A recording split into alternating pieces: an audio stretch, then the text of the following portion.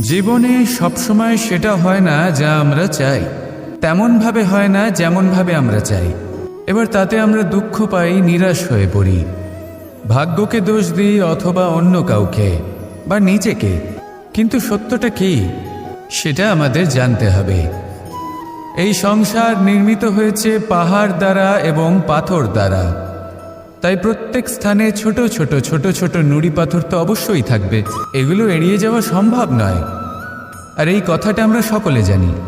এবার এইভাবেই আমাদের জীবনে নানান রকমের সমস্যা লেগেই থাকে, এর হাত থেকে কোনোভাবেই নিস্তার পাওয়া সম্ভব নয়।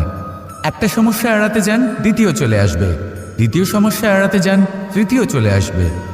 কিন্তু সমস্যা জীবনে থাকবেই, আর আপনাকে সাহায্য করার জন্যই থাকবে কোনো না কোনো রূপে।